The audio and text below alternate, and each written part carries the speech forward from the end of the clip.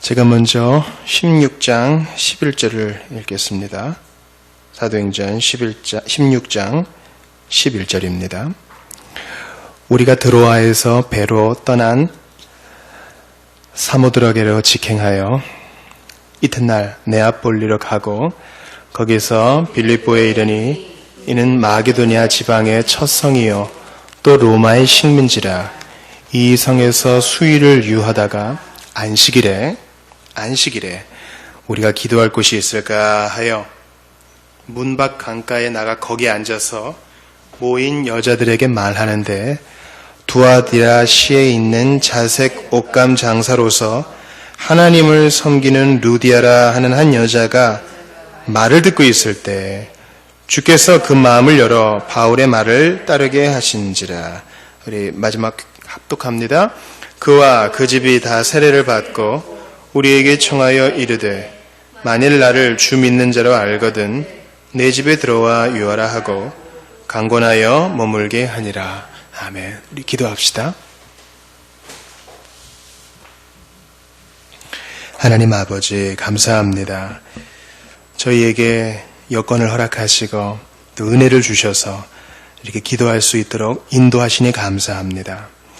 하나님, 저희가 누리고 있는 것은 잃어버린 이후에야 비로소 그 중요함을 깨닫게 되는 것 같습니다. 건강을 잃어버리고 나서야 건강의 소중함을 알게 되고, 재물을 잃어버리고 나서야 물질이 얼마나 중요한가 알게 되며, 사랑하는 사람을 잃어버리고 나서야 그 사람이 얼마나 귀했던가 하는 것을 깨닫게 됨을 고백을 합니다.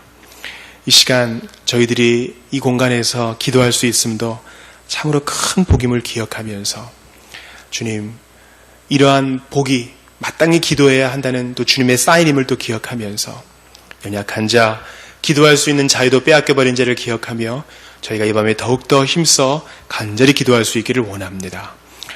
마땅히 기도해야 하지만 그럴 담력이 없는 자도 있사오니 이 시간 저희가 도고의 기도 잘 감당할 수 있도록 도와주시고 연약한 자를 품어 안을 수 있도록 주 예수 그리스도의 마음도 허락하여 주시옵소서. 오늘 웨스트민스터 신앙고백 10장을 배웁니다. 주께서 머리로만 하는 제식이 아니요 참으로 하나님을 찬송하지 않을 수 없는 뜨거움이 있고 또한 실천도 있는 귀한 가르침이 되게 하여 주시옵소서. 예수님의 이름으로 기도합니다. 아멘. 사도행전 16장 11절부터 15절은요 매우 중요한 본문이에요. 왜냐하면 드로아에서, 그러니까 이제 16장 11절에 바로 그 트로이예요. 드로아가 트로이를 한자로 이렇게 음력한 것입니다. 그러니까 이제 큰 말을 선물하는 척하면서 그 목마 안에 그 병사들을 숨겨놓고 이제 전쟁에서 이긴 그곳이에요. 바울은 갈 의지가 없었지만 주께서 오라. 그래서 건너가게 하십니다. 환상을 보여주시는 것이죠. 그래서 이제 바울이 비로소 유럽 전도를 시작하는 거예요. 그래서 12절에 빌립보가 나오죠. 빌립보는 큰 성이었는데 이 빌립이 누구였느냐? 위대한 알렉산더 왕의 아버지예요. 아버지. 그 아버지 왕을 기리면서 만든 도시입니다. 이름을 지었지요. 그 큰 도시에서 수일을 유하다가 13절에 안식일이 됐어요. 그러니까 바울은요 선교를 할 때에 그냥 무작정 하지 않고 그 지역에 분명히 안식일을 지키는 유대인들이 있을 것이다. 회당은 없었던 걸로 보니까 유대인들은 많이 없었던 것 같아요. 그래서 안식일도 지키고 또 기도도 해야 하기 때문에 강가로 갑니다. 그런데 13절 후반에 모인 여자들이 있었어요. 그 여자들이 강가에서 뭐 빨래를 하러 왔는지 설거지를 하러 왔는지 아니면 담소를 나누러 왔는지는 몰라요. 그러나 거기 여자들이 있었어요. 그래서 바울이 거기서 주의 말씀을 전합니다. 13절에 여자들이 중요해요. 여자들이 모두 바울의 말을 들었어요. 바울의 전도를 들었습니다. 이것을 따라해 보세요. 외적 소명. 외적 소명입니다. 외적인 소명은 겉으로는 하나님의 말씀을 다 듣는 거예요. 겉으로는. 그러나 14절에 두아디라시에 있는 자색 옷감 장사로서 하나님을 섬기는 누리아라는 여자가, 그러니까 자색 옷감은 보라색 옷감이잖아요. 보라색은 뭘 상징한다고요? 귀족과 왕족을 상징해요. 지체 높은 사람만 보라색 옷을 입을 수 있었어요. 그러니까 옷감 되는 여자니까 돈이 좀 있었던 거예요. 그 지체 높고 부유한 여자가 하나님을 섬기고 있는 루디아라는 한 여자가, 그러니까 하나님을 섬기지만 아직 예수는 몰라요. 말을 듣고 있을 때 잘 보세요. 주께서 그 마음을 열어 바울의 말을 따르게 하신지라. 많은 여자들이, 루디아 말고도 다른 여자들이 다 그 얘기를 들었다고요. 그런데 주께서 오직 루디아의 마음만 여셔서 그로 하여금 신앙을 갖게 해줬어요. 이것을 따라해 보세요. 내적 소명.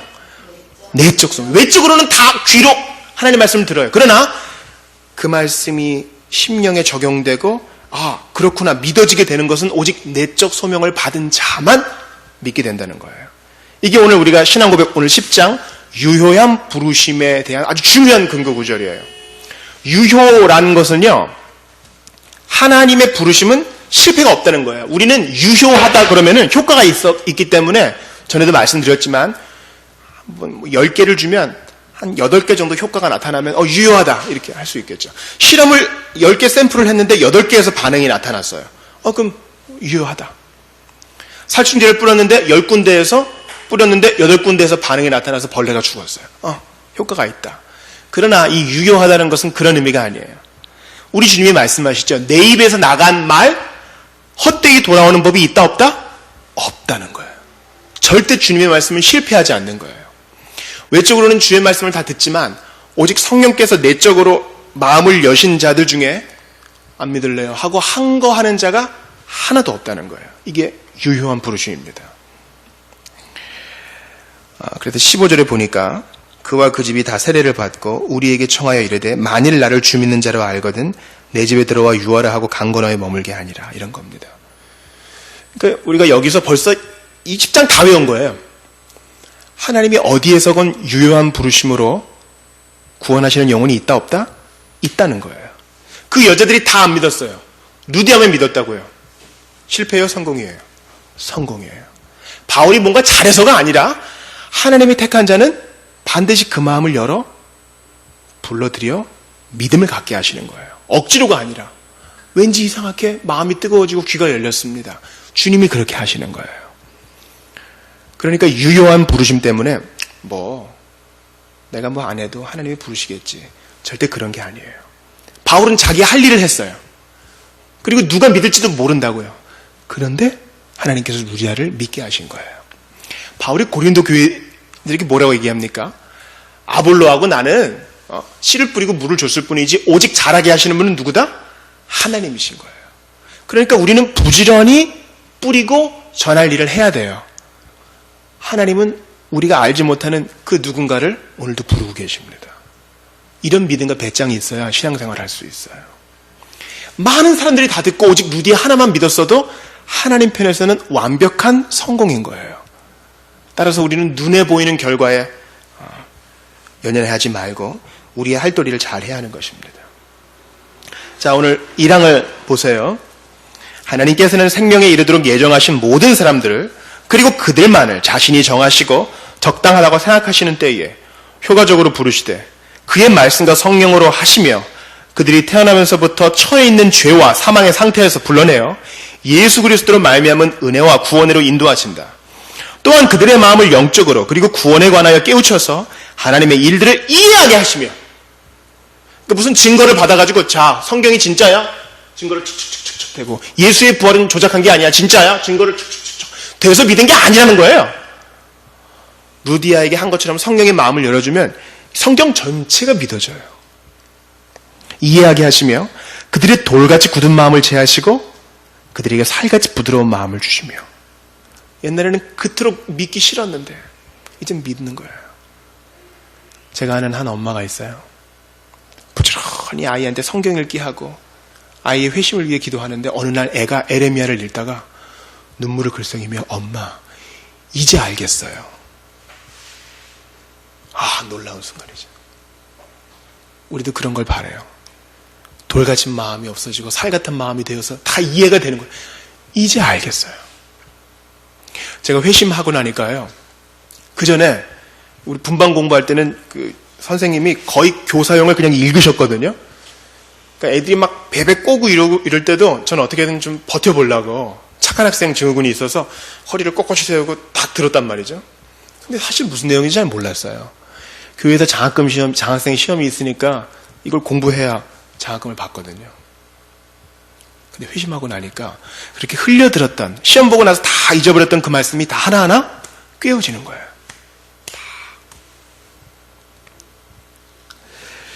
그 다음에 그들의 의지들을 새롭게 하시고 그의 전능하신 능력으로 그들이 선한 것을 결심하게 하시며, 그리고 효과적으로 뭐라고요? 실패가 없다는 거예요. 반드시 그들을 예수 그리스도에게로 이끄신다. 그렇지만 그의 은혜로 말미암아, 여기 밑줄 치셔야 돼요. 기꺼이 나오게 하시며. 멱살을 잡고 이리와 이놈 새끼, 너 그럼 죽어 임마. 그게 아니에요. 예수가 좋은 거예요. 예수를 사랑하게 되는 거예요. 기꺼이 나오게 되어 있으므로 그들은 가장 자유롭게 나오게 하신다. 즉 강제적인 마음이 아니라 어떤 마음으로? 자원하는 마음으로 나오게 하신다. 예수를 사랑하면요, 목포가 집이어도 서울로 올라와서 예배를 드리는 사람이 있습니다. 예수를 사랑하면요, 어떤 대가를 치르고서라도 주님을 섬기는 자들이 있어요. 우리 재임 시절에는 그렇게 비난을 받았던 카터 대통령이 있어요. 카터 대통령은 재임 때 무능한 대통령으로 언론에 핍박을 많이 받았습니다. 그러나 대통령 퇴임 이후에는요, 오히려 좋은 평화의 사자로 인정을 받죠. 그가 아무리 바빴을 때도 헬기를 타고 가서 주일학교 교사로 섬겼다는 것은 아주 유명한 얘기잖아요. 여러분, 아무리 한 나라의 대통령이어도 그 바쁜 시간 쪼개가지고 헬기 타고 가서 시골 교회에서 성경을 가르치는 거, 그 쉬운 일 아니죠. 그 돈 주고 하면 하라겠습니까? 못해요.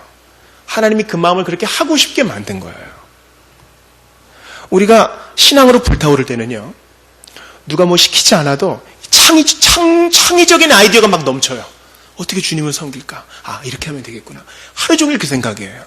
어떻게 하면 하나님이 기뻐하실까? 어떻게 하면 지체들을 섬길까? 하루 종일 그 생각이에요. 창의의 나무가 막 뻗어나가요. 아, 그 사람한테 이걸 해주면 좋겠구나. 아, 그 사람한테 이게 좀 좋겠구나. 그런 거예요. 자원하는 마음을, 유효한 부르심을 받은 사람은 받게 되는 겁니다. 자, 두 번째 같이 읽습니다. 시작. 이 유효한 부르심은 하나님의 값없이 주시는 특별한 은혜로만 되어지는 것이며, 결코 사람 안에 있는 어떤 것을 미리 하나님이 보시고서 하는 것이 아니다. 그 점에서 인간은 전적으로 수동적이다. 성령으로 말미암아 소생하고 새롭게 된 연후에는 이 부르심에 응답할 수가 있게 되며, 또한 이 부르심 가운데서 제공되며 전달된 은혜를 받아들일 수 있게 된다. 그렇습니다. 그렇다면 여기에 근거해서 제 질문을 합니다. 거듭남이 먼저예요? 믿음이 먼저예요? 질문을 좀 바꿔볼까요? 중생하는 게 먼저예요? 믿음이 먼저예요? 우리 편에서는 믿음이 먼저 갔죠. 그러나 아무리 믿어보려고 해보세요. 주님이 믿음을 선물로 안 주면 절대 믿을 수 없을걸요. 입으로는 믿습니다를 해도 마음에 의심이 가득해요. 그러니까 이 2항에 10장 2항에 근거하면 주님이 먼저 씨앗을 심어 주셔야 돼요. 거듭남이 먼저예요. 중생이 먼저예요. 아직 그가 깨닫지 못했을 뿐이야. 그리고 그 다음에 믿음의 고백이 나오는 거예요. 믿음의 고백은 하나님이 씨앗을 심어준 사람만 할 수 있는 거예요. 만약에 여러분 결코 사람 안에 있는 어떤 것을 미리 하나님이 보시고서, 이것을 이제 아르미니우스 주의에 빠진 사람들이 얘기해요. 제가 아르미니우스 주의의 몇몇 교단들이 있어요. 그러니까 이런 거예요. 하나님이 시간을 펼쳐놓고 보시니까 미래를 보시고서, 아, 저 친구가 나중에 믿겠구나. 오케이, 믿을 거니까 택함 받은 자. 저때 넘어졌지만 다시 일어나네. 오케이, 택함 받은 자. 이게 아니에요. 믿을 걸 보시고서 택하신 게 아니라 그냥 택하신 거예요. 사랑하기 때문에. 그런 자만 믿을 수 있는 겁니다. 이게 중요해요. 뭐가 먼저라고요? 주께서 생명의 씨앗을 심어주는 게 먼저예요. 그래야 믿음의 고백할 수 있어요. 주께서 먼저 거듭나게 하시기로 한 자, 거듭남의 씨앗이 심겨진 자만 믿을 수 있는 것입니다. 세 번째는 아주 실제적입니다. 영아기에 죽은 택함을 받은 영아들은 성령을 통하여 그리스도로 말미암아 중생하고 구원받는다. 이거 아주 실제적인 문제잖아요. 과거에는 12 나면 6 죽고 6 거두다가 그 6 중에 3명은 또 질병으로 죽고 3명 남고 이런 일들이 있었잖아요. 그런데 성령께서는 그가 기뻐하시는 때와 장소와 방법을 따라 역사하신다. 또한 말씀의 전도에 의하여 외적으로 부르심을 받을 능력이 없는 다른 모든 택함받을 자들의 경우도 마찬가지다. 이게 바로 우리 개혁파 신앙 고백의 위대함이에요. 만약에 내가 믿었음으로 구원을 받았다, 내가 믿었음으로 택함을 받았다가 되면요, 문답할 때 자 일어나세요. 자, 제가 물어보는 말에 아멘으로 대답하시고, 가하면 네 하시고 아니면 아니라고 말씀하십시오. 이렇게 문답하는데 목회자의 얘기를 듣지도 못하고 하면서 막 돌아다니는 사람이 있어요. 이른바 우리가 장애우라고 하는 사람들이요. 의사소통이 안 돼요. 그런데 신자의 자녀이기 때문에 여기 앉아는 있어요. 얼마 살지 못할 수도 있어요. 그들의 부모의 소원은 내 새끼보다 하루 더 늦게 죽는 거죠. 근데 우리 신앙 고백은 성경의 근거에서 그런 자들의 구원에 대해서도 말해요. 뱃속에 있거나 낳아서 죽은 아이들도 마찬가지예요. 그들은 아기는 믿음의 고백할 수 없잖아요. 응애 정도 할까요? 근데 그들의 구원에 대해서 부모들이 궁금해한다고요. 답은 뭐예요? 선택받은 유아는 반드시 구원을 받는다는 거예요. 이것은 어떻게 나아갈 수 있어요? 신자의 자녀는 반드시 구원의 은혜를 받는다는 거예요. 우리가 이거 어떻게 알아요? 사무엘 하에서 범죄한 다윗이 바세바의 사이에서 아기를 낳습니다. 그러나 그 아이가 열이 펄펄 끓고 아프잖아요. 다윗이 금식합니다. 아이가 죽었다는 소식을 듣자마자 이제 다윗이 비로소 먹기 시작해요. 그리고면서 그 아이에 대해서 이렇게 얘기하죠. 너 있는 곳에 내가 갈 것이다. 이렇게 얘기해요. 그것은 그들이 만날 것이라는 신앙이 믿음의 사람 다윗에게 있었다는 거예요. 신자의 자녀는 성령의 특별한 은혜로 그의 믿음과 신앙 고백 때문이 아니라 하나님의 택하심 때문에 구원받는 거예요. 장애우도 마찬가지죠. 맨날 사랑부에 있다가 요리문답도 못해요. 그러나 이 믿음의 근거에서 세례 줄 수 있는 거예요. 유아 때 받은 유아 세례를 근거로 부모의 그동안의 훈련을 근거로 정식 교인으로 받을 수 있는 거예요. 입교가 가능한 것이에요. 얼마나 복돼요. 나의 반응 때문에 구원받는 게 아니라 하나님의 택하심 때문에 구원받는 거예요. 이게 우리한테 위로를 줘요. 정말 잘 살아보고 싶어도 어떨 때는 미끄러지잖아요. 그때도 회개하면서 정신을 바싹 차리면서도 안심할 수 있는 건 왜 그래요? 나의 어떠함 때문에 구원받은 게 아니라 주님이 나를 붙들어 줬기 때문에 구원받은 거예요.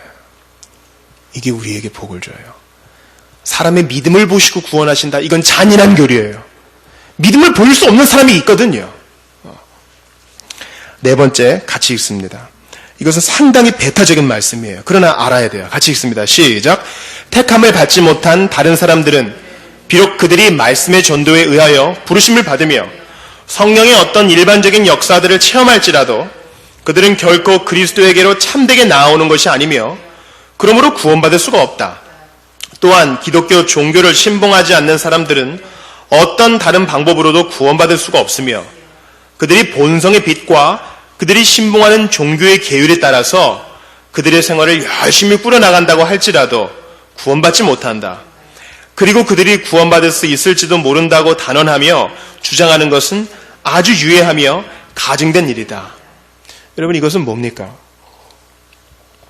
왜 이렇게 딱딱하고 편협한 구조를 집어넣었는가? 왜 그래요? 복음을 거부하는 자들이 있기 때문입니다.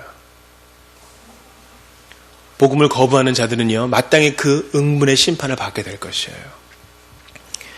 우리 십계명의 제일 처음 계명 뭐예요? 나 외에 다른 신을 두지 말지니라잖아요. 이런 자들은요, 우리 4번째 항의 2번째 줄을 보세요. 성령의 어떤 일반적인 역사들을 체험할지라도 한때는 뜨겁게 신앙생활도 하고 방언 비슷한 것도 하고 성경을 다 암송한다 해도 그들은 그들의 완고함 때문에 망할 것이에요. 또한 이것은 무엇을 얘기해요? 분명히 택함받지 않은 버림받은 유기된 자가 있다는 거예요. 그러니 여러분, 우리의 복음의 권고를 무시하는 자들이 있어도 조금도 놀랄 필요가 없다는 거죠. 아, 당연하구나.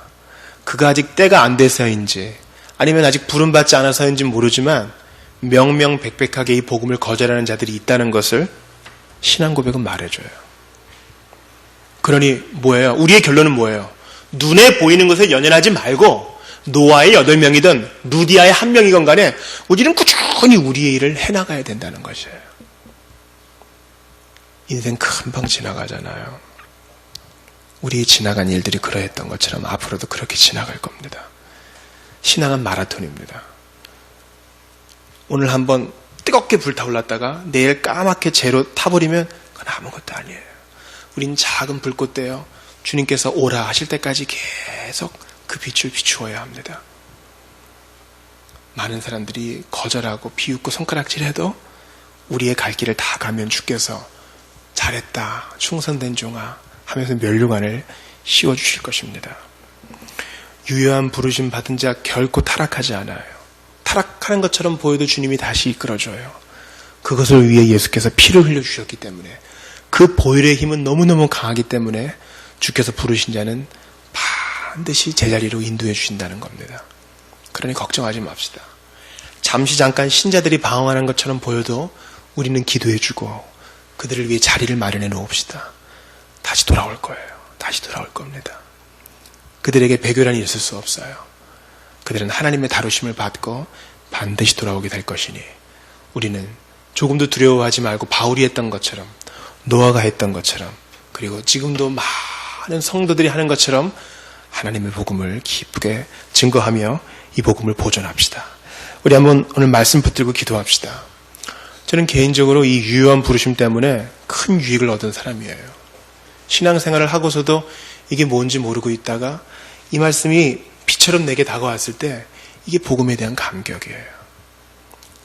내가 뭔가를 하고 뭔가를 지키는 것에 신앙의 비중이 있으면 그건 슬픔입니다. 노예예요. 그러나 하나님의 어떠하심에 우리의 신앙의 근거가 있으면 그건 행복이에요. 기쁠 수 있어요. 누릴 수 있어요. 우리 주신 말씀을 좀 붙잡고 한번 같이 기도합시다. 기도합니다. 하나님 아버지